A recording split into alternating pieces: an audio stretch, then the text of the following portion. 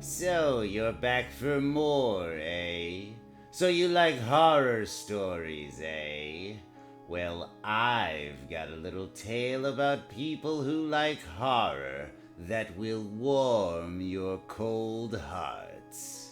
Yes, it's me, the Crypt Keeper, your host in the Crypt of Terror. Come in. Just drag over that burlap sack and sit down. It's nice and soft. The corpse in it isn't quite stiff yet. Comfy? Good. Now listen to the terror tale I call Well-Cooked Hams.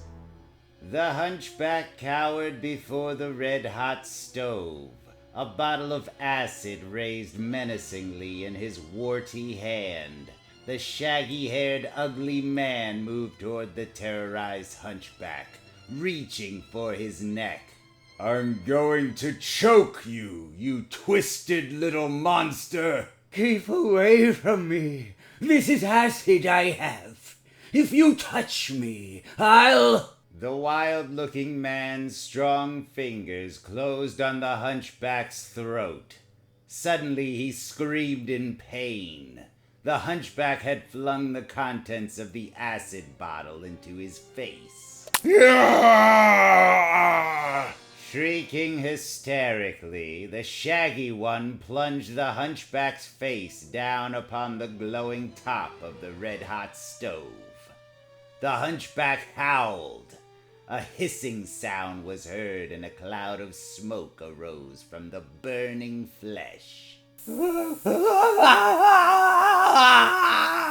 Suddenly, the gory scene was blotted out by a flash of red velvet as the curtains closed. A gasp erupted from the shocked audience. Then a tumult of applause exploded. Bravo! Stupendous! The curtains parted and the hunchback stepped forward, his face charred. Then the shaggy-haired man came out, his face horribly disfigured by the acid burns. They bowed to the cheering playgoers. As the enthusiastic crowd moved toward the exits, babbling, 2 Americans remained in their seats. Well, Arthur, what did you think of it? Tremendous, Miles. The most amazing display of horror I have ever seen. The 2 men stared up at the red velvet drawn curtains. I wanted you to see it. I knew you'd like it. Do you think they'd go for it back in the United States? Are Parisians any different than New Yorkers, Miles? Broadway would go mad over this stuff. There's only one thing, Arthur. The horror effects of the Grand Guignol are all closely guarded secrets. I'm sure we can make a deal with them, Miles. Uh-oh. Here comes Monsieur Mathieu, the owner. The tall, gaunt, pale-faced Frenchman approached the 2 Americans. I believe you are the 2 Americans who called me. That's right, Monsieur Mathieu. I am Miles Andish, and this is Arthur Mack. Come into my office, gentlemen. You saw the performance? Yes, we did. It was terrific.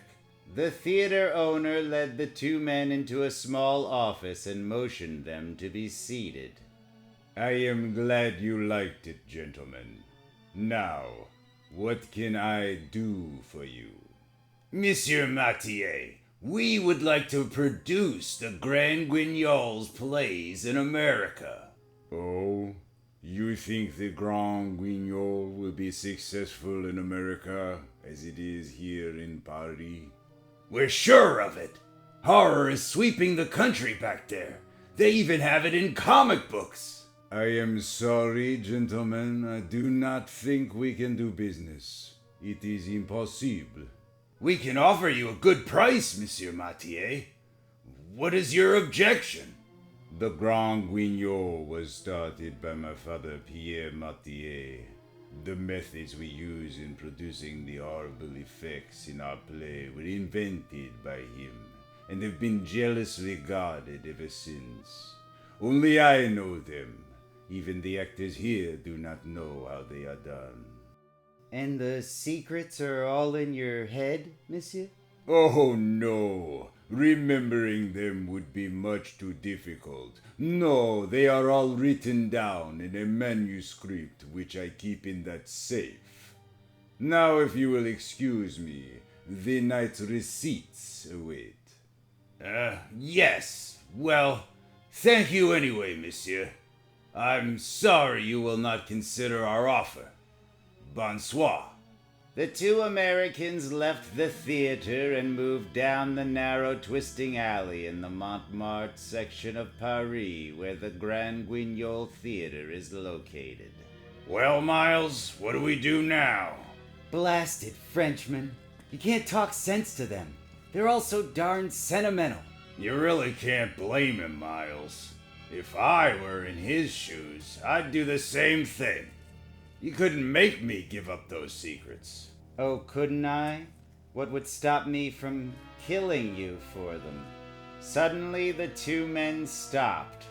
They stood beneath the street lamps, staring at each other. Are you thinking what I'm thinking, Arthur? Our plane leaves in the morning. We'd be far away before anyone found him. The Americans turned around and headed back to the Rue Chaptal, to the Grand Guignol. He was a fool for telling us about that manuscript. Hurry! He said something about the night's receipts. Perhaps we can get there in time. Outside the office of the Grand Guignol, Miles and Arnold hesitated, then slowly opened the door. Inside, Monsieur Mathieu was stooping before the safe. The safe. It's open. We're in luck. Monsieur Mathieu placed the metal box into the safe beside the volume marked Pierre Mathieu, Methods. Two shadows moved toward him. He turned, wide-eyed. You! The gun exploded in his face. He slumped to the floor. A hand reached out and removed the manuscript from the safe. Got it. Let's go. The next morning at Le Bourget Airport, just outside Paris, Miles Andish and Arthur Mack boarded a transatlantic Constellation. Miles clutched the precious manuscript under his arm. I wonder if they found his body yet. Shut up, you fool. And as the giant airliner rose gently into the sky above France, in the office of the Grand Guignol Theater in Les Rue Chaptal, Montmartre, while on the plane...